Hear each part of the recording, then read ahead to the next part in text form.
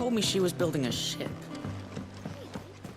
Is that the thing Tomes helped to build? I don't know where Sid gets the energy.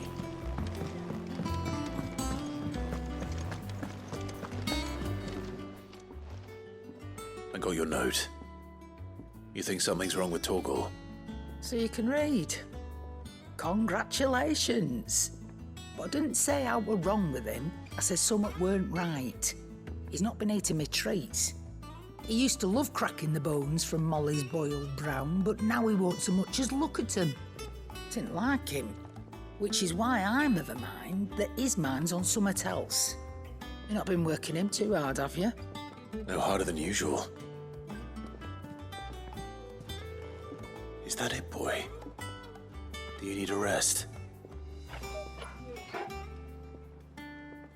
What was it he said he was? A frost wolf? That's what the lawsman seems to think. Then maybe this all has something to do with whatever it is that's woken inside him. I suppose things have been different since Rosalith. Perhaps Hippocrates knows something. Instead of everything, you mean? Perhaps.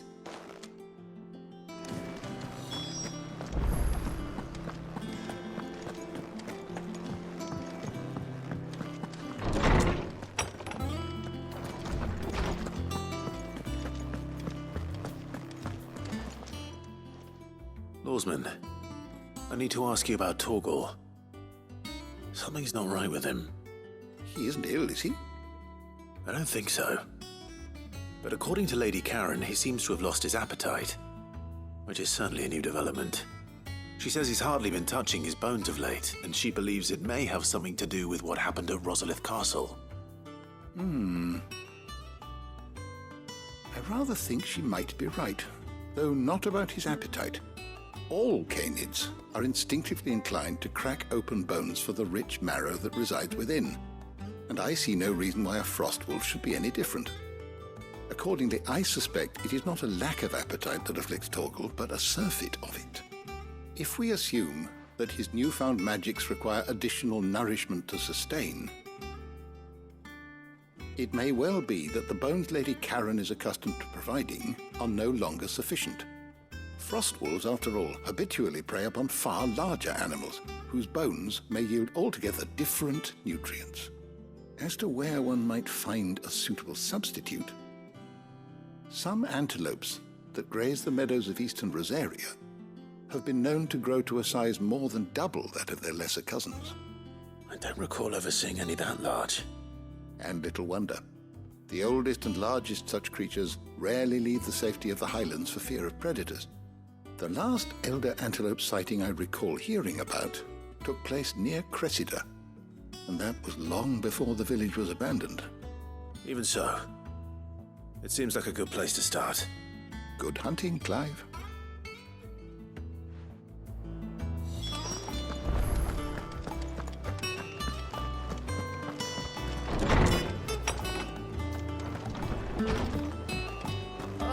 I'm never drinking.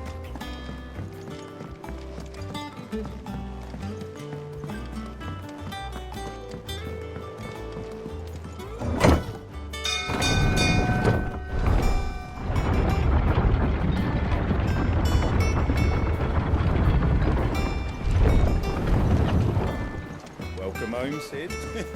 Didn't know you had that many teeth.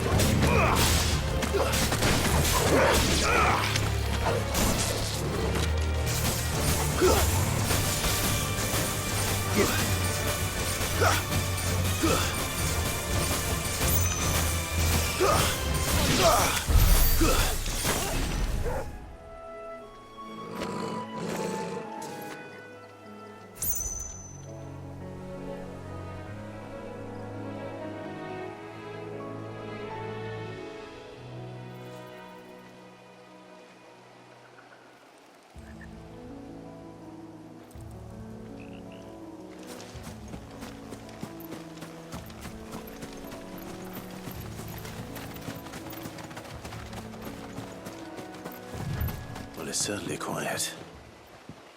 If I were a giant antelope, it would seem like just the place.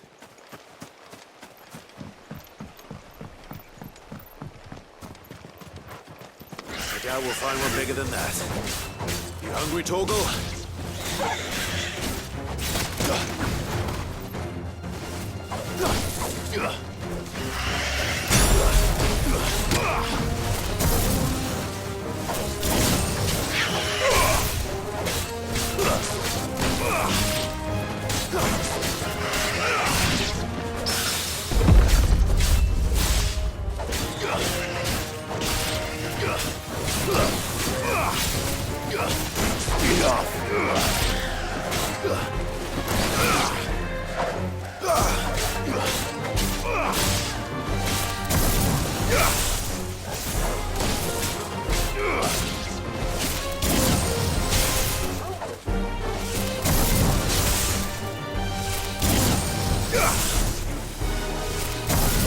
It's over.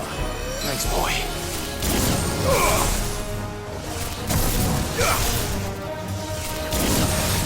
Fool!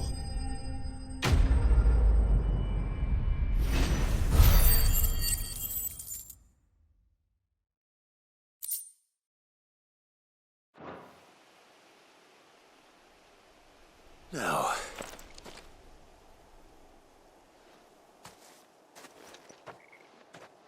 will it be enough, I wonder?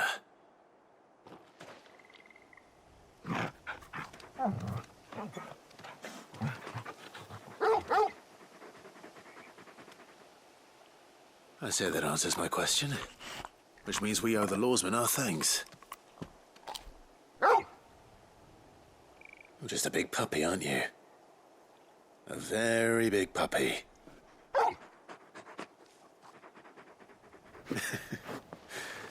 You do know you can take that with you, Torgel. Lady Karen will be relieved to hear you've got your appetite back. Come on, boy.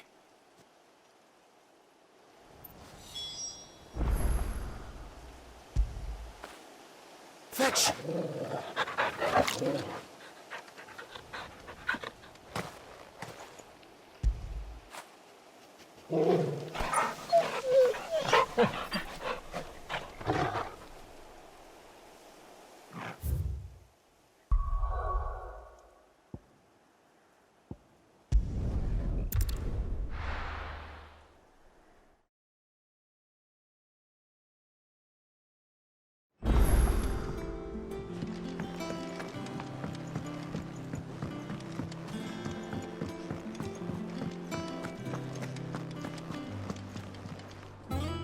noticed you and Torgel had gone off somewhere.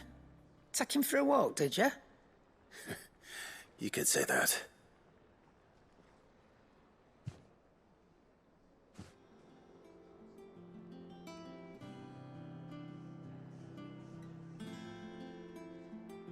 So, Molly's leftovers weren't good enough, eh? That'll teach me for treating you like you're still a pup. All right, no need to shout. Now we know what you're after, I can see about getting some in. Speaking of which, I brought one for later. Can I leave it with you?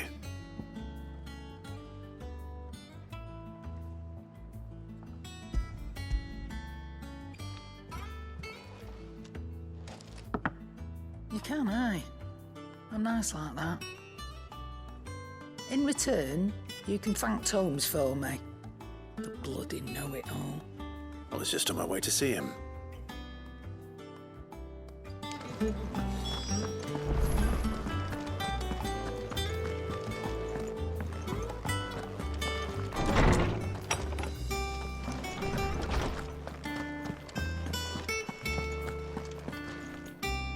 Ah, Clive.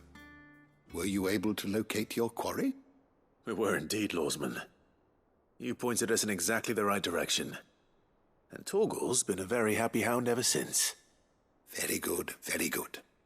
Lady Karen sends her thanks, by the way, for your part in solving the mystery. Ah. But that reminds me. After your last visit, I found myself pondering Torgel's talents. Do you recall our conversation concerning Lady Jill's role in Torgel's transformation?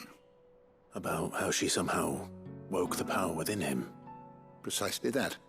A reasonable conclusion, I thought, but one which raised certain questions in my mind.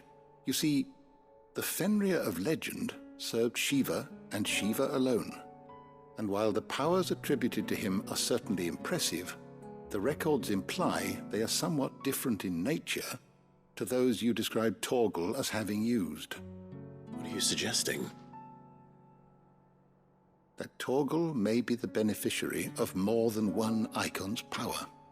Consider that in addition to Lady Jill, he has served as a loyal companion to you, your brother, and even the late Cid. In short, the icons hitherto near at hand, or should I say at paw, have been diverse and plenty, and that number has only grown as the realm's dominance have fallen to your sword. One can but speculate as to how all of this has affected Torgel. He has seemed more fierce of late. And if I am not mistaken, he will grow fiercer still. We are fortunate indeed to be able to count him amongst our allies and not our adversaries. Oh, he's more than an ally. He's a friend.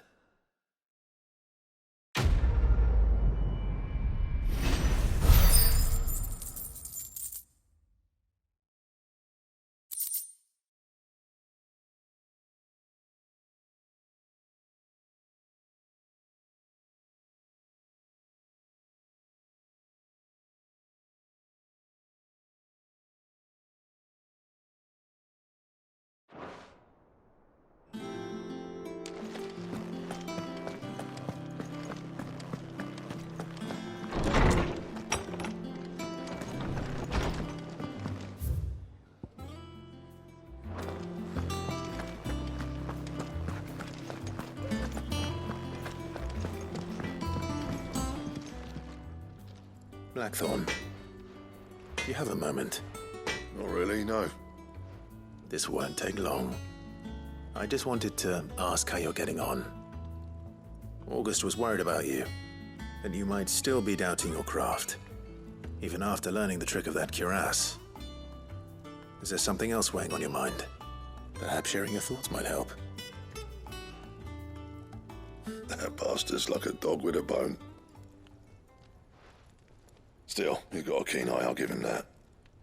He's just, well, Karen showed me something. Something I've never seen before. And that was? A sword. An odd-looking thing with a single-edged blade. The metal itself wasn't anything to write home about, but fuck me. The edge on it. You could slice a man clean in two with a weapon like that, and he'd be halfway home before he even realised he'd been cut. So that's what's troubling you. No. Not troubling me exactly. More distracting.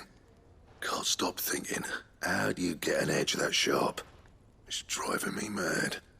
And if you knew how to do it, we could arm the curse breakers with even better blades. That's about the size of it, yeah. I'll see what I can find out. Sharper swords are always welcome. And we can't have our master blacksmith being distracted. You're a soft touch, you know that. But I can't say I'm not grateful for it. Good luck, eh? Thank you. Let's see what Karen knows about this sword.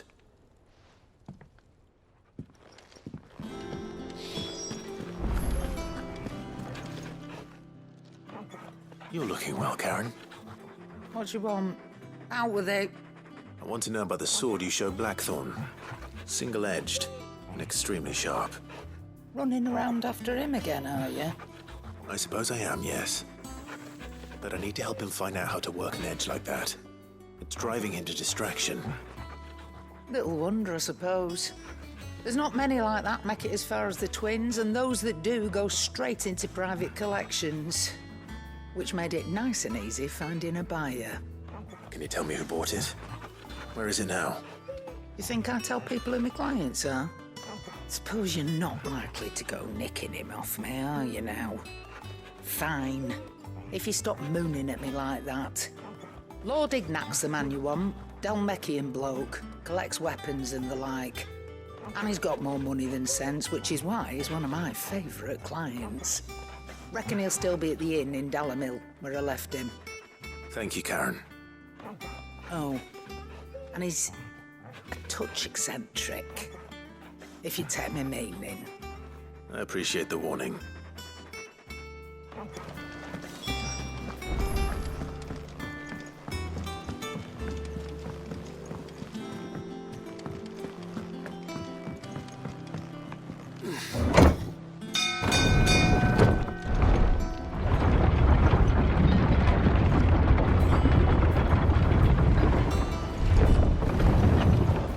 Welcome home, Sid.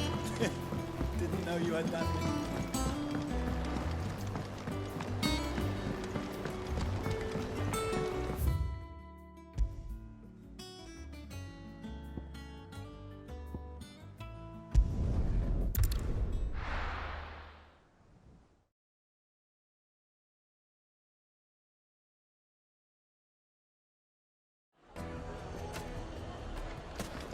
People take notice of wealthy men. Shouldn't be too hard to track down Karen's collector.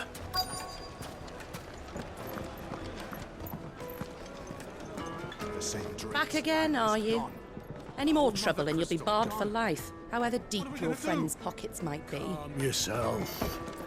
We don't know for sure. It could have just been a tremor. Here, you. Listen. I've got this theory. The fallen, I don't think they all fell. Some of them are still living among us. You could be one of them. I could be one of them.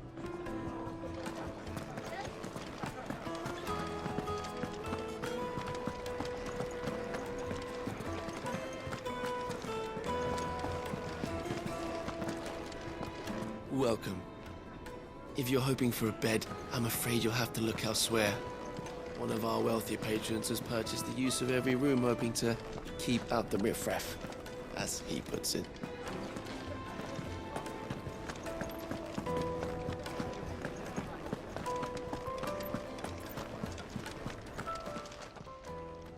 My reputation will be ruined! Ruined! Calm yourself, Lord Ignac, I beg of you, before you do yourself a mischief. Pardon the intrusion, but... Out! Get out! I paid for these rooms so I wouldn't be disturbed. Leave me be! Please, allow me to apologize. His lordship is going through a difficult time, and he's never been fond of guests arriving unannounced. Radim! Get rid of the filthy oaf this instant! Very good, Lord Ignac. Would you mind stepping outside for a moment?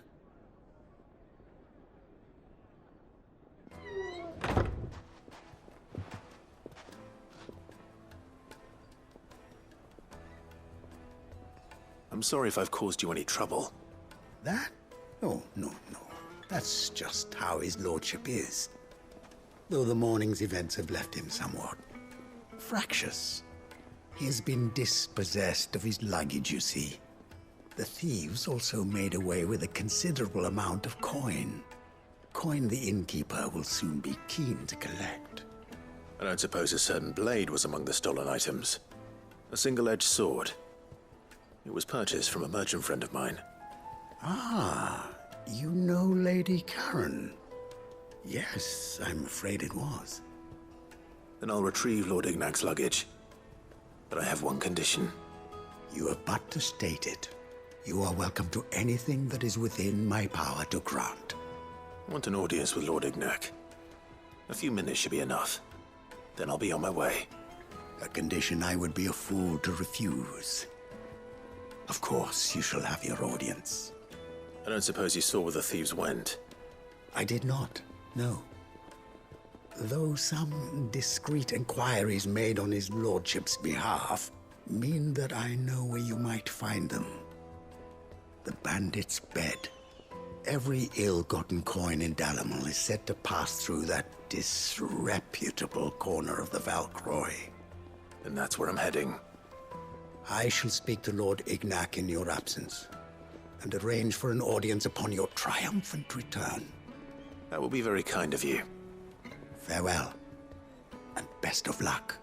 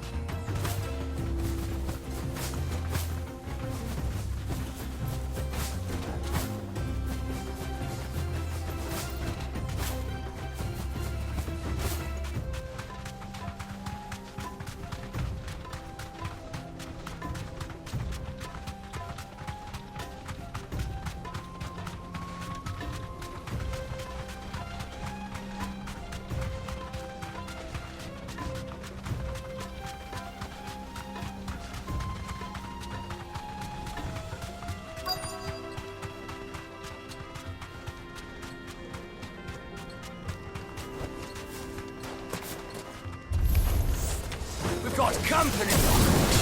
Come on, lads, let's tear the bastard's head off!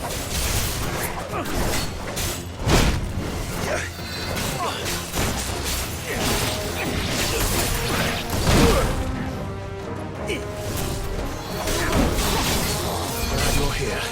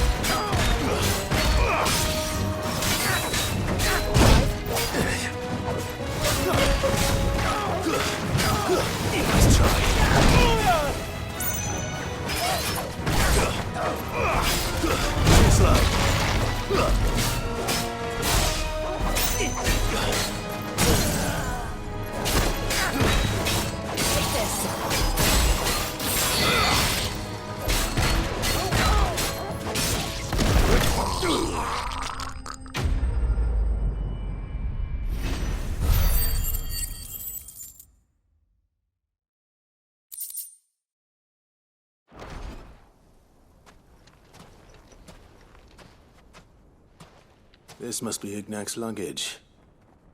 Nothing seems to be damaged. All right. Let's get it back to Dalamil.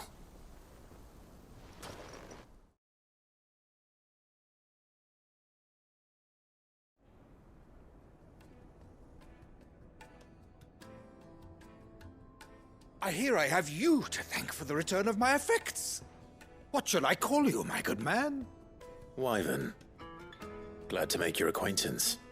A formidable name indeed. Well, Wyvern, I appear to be in your debt. Redeem here tells me you wished for an audience. Is that all? A few moments of your time should suffice, yes. You're a peculiar fellow, Wyvern. All right. Speak. Master Wyvern was wondering if you could tell him about a certain single-edged sword you recently acquired. Oh, a true work of art, that one. Karen drove me hard on the price, but I would have sold her Radim here to get my hands on that sword. It was made in the Outer Isles, far beyond the Twins, and is used exclusively by the practitioners of a unique school of swordsmanship. They believe no combat should ever exceed a single strike, and hone their blades to such perfection that none ever does. Each sword is made for that one perfect stroke, and for that stroke only. They crack upon a second blow. There's a brutal sort of beauty to it, really. But how do they hone such an edge? Fine question.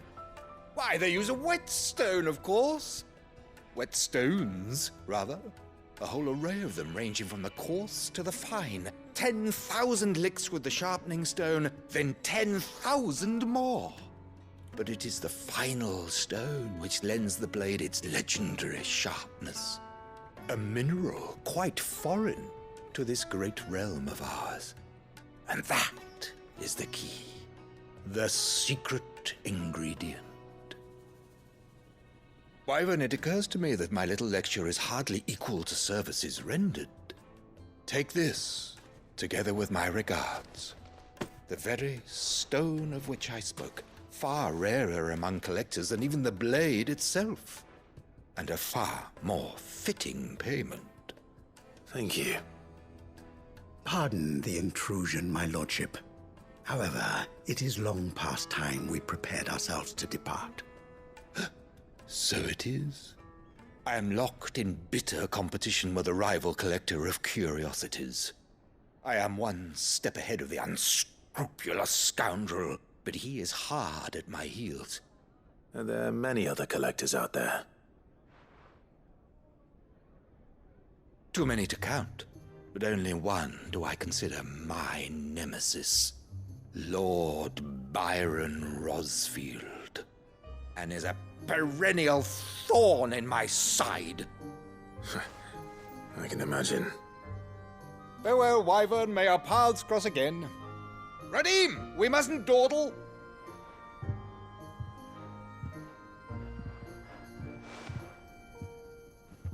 I think his lordship is rather taken with you, Master Wyvern. Thank you again for your assistance.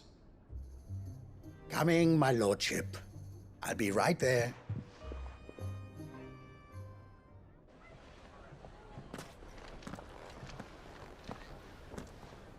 Trust Uncle Byron to find such an interesting rival.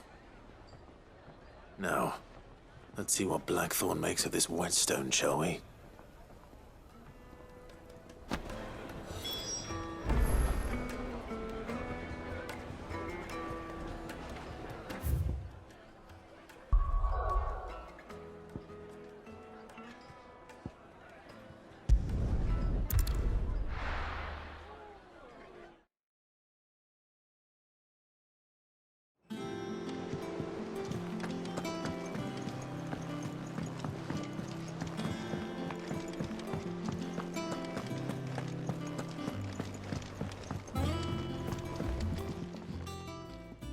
Sorry for the wait, but hopefully you'll agree it was worth it.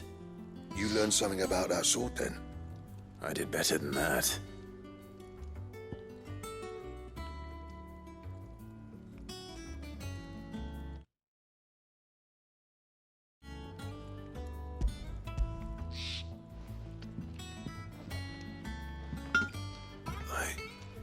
whetstone? Yes. But not one you'll find anywhere in Valisthea.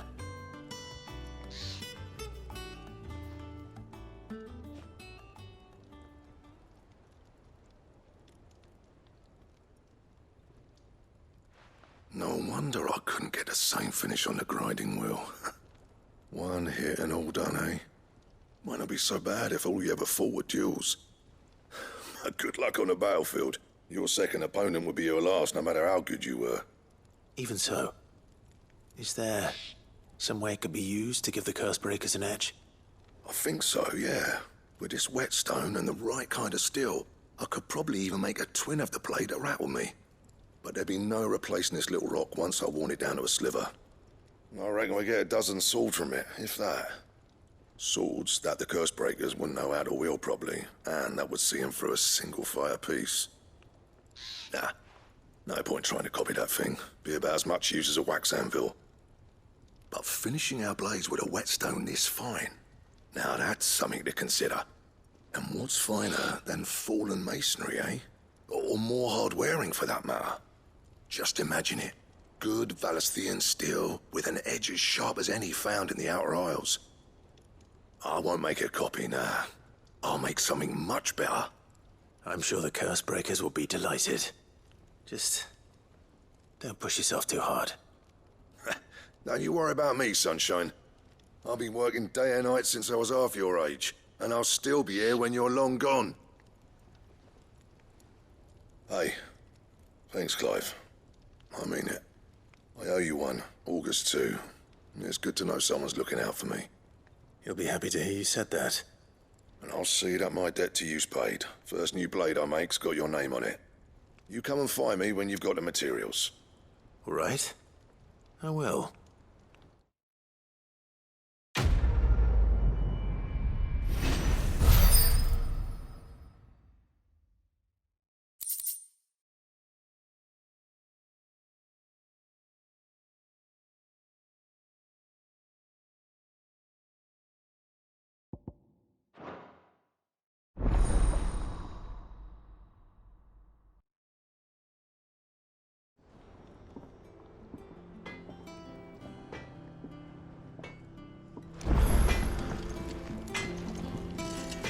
What do you need?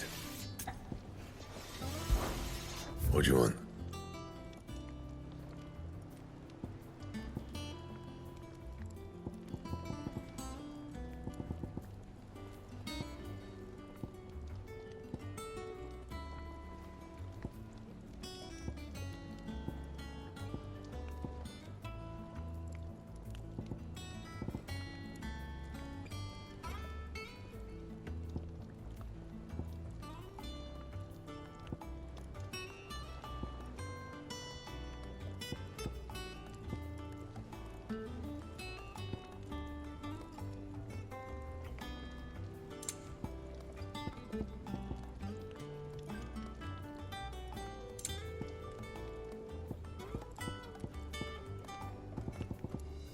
That it?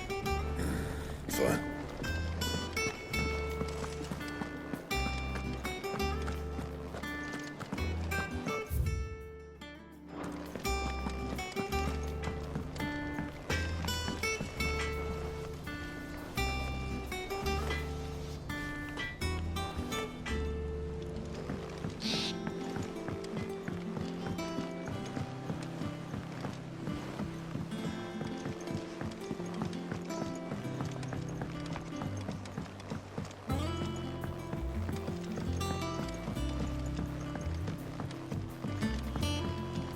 Wish I could take one of our birds.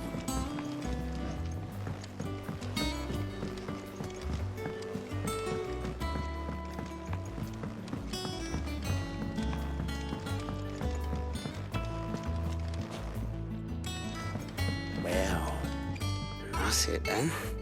I'm buggered. Here, Sid. Reckon you might be just the man to help me out of a bit of bother, if you've a mind to. Let's hear it.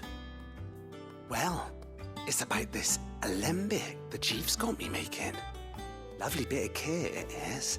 Bunging a solution you want splitting, and it will separate it out, just like that. Problem is, it won't always get rid of all the impurities. And with some of the stuff we need it for, that ain't good enough. Which is why I've been looking for something to filter the liquid we'll be cooking off. And that's where I was hoping you could help me out.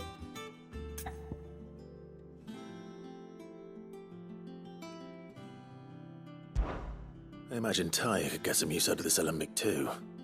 Distilling medicines and the like. All right. Why not? Proper job! So what exactly do you need for this filter? Nothing but bomb ash'll do, says the chief. Gave me a sample she'd obtained from the university stores. Couldn't believe my eyes. You pour the blackest blight water through it, and it comes out clear as a mountain stream. So, I did a bit of reading about where I might be able to get hold of some. And do you know what I found out? It's only the blimmin' bones of a bomb king. They leave them behind when they die, see? I take it that's where I come in. If you wouldn't mind. I saw a billet on the hunt board for one just the other day. Would have gone myself, but, well, fighting dirty great balls of flame isn't exactly my forte. You, on the other hand... All right. I'll see what I can do. Thank you kindly. And good hunting, eh?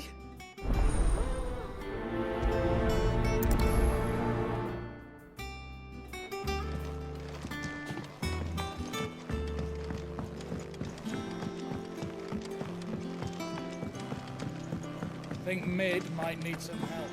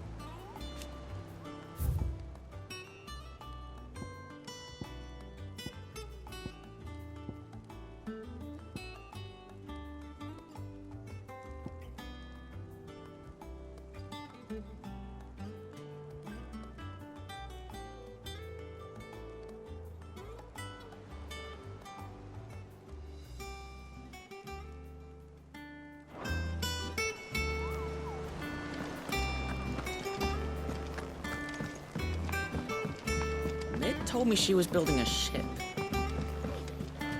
Is that the thing Tomes helped? We need to find a way into Drake's tail. And we will. Together this time.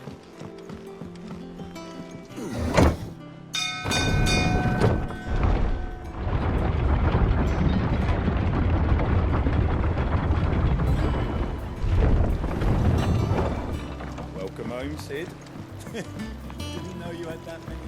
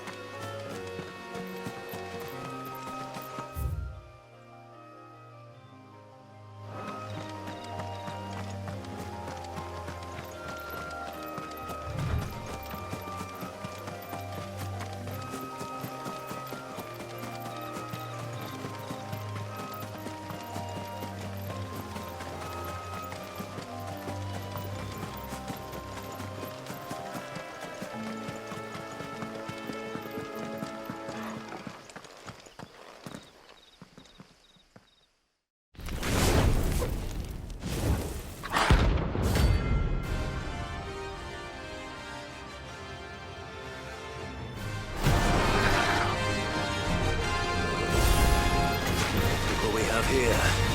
Greetings, Your Majesty.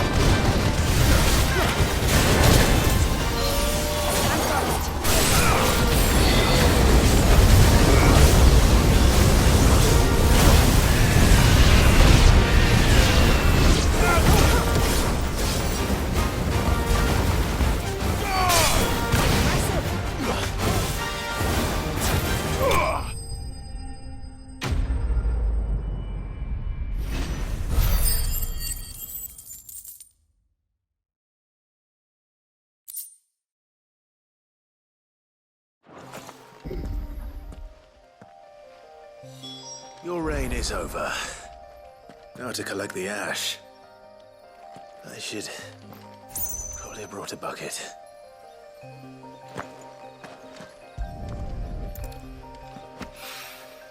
This looks like the stuff. Let's see if there's any more.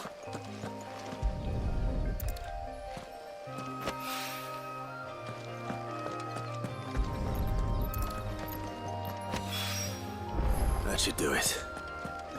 If the wine needs more than this, he can fetch it himself.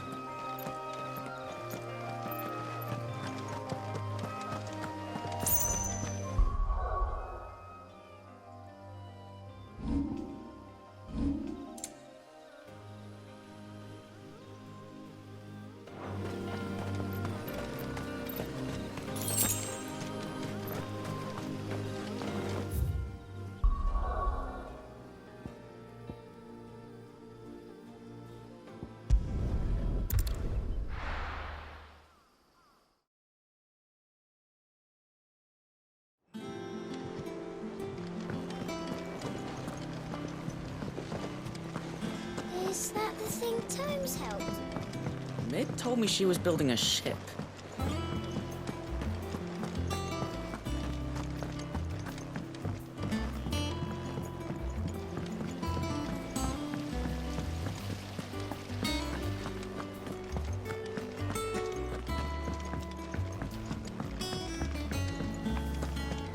I think Mid might need some help.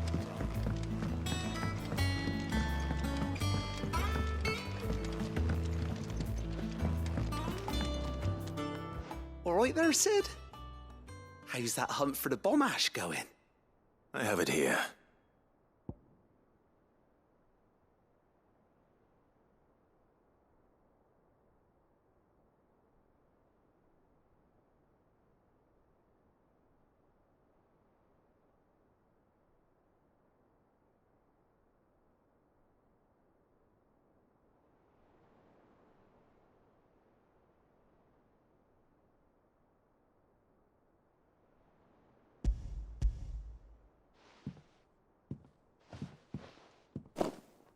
That's the stuff! And plenty of it, too. Enough to keep the alembic bubbling away for a good old while. You're a gent, Sid. Let none say otherwise. Right then, let's get this contraption up and running.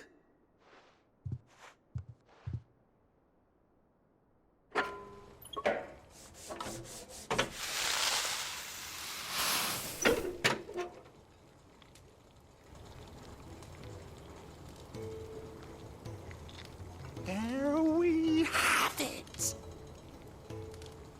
The Telemon Alembic.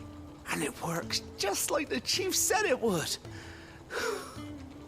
Very impressive. Says the man who cut down a burning boulder. Speaking of which, I still haven't returned the favor. There's no need. The good it will do for the hideaway is reward enough. Don't be silly. Why don't you let me take a look at that bag of yours? The one you keep your potions in. Reckon I could work some magic on that. What kind of magic? Well, we happen to have isolated a substance in our test run of the alembic that I reckon will make even the toughest lever supple as anything. Thought we might use it to breathe new life into old boots and the like. Save the hideaway a few gil. Ah, I reckon if we slap a bit on your bag, it'll loosen it up enough for you to squeeze in a bottle or two more. Well, it can't hurt to try, I suppose. That's the spirit. Leave it with me. I'll only be a mo.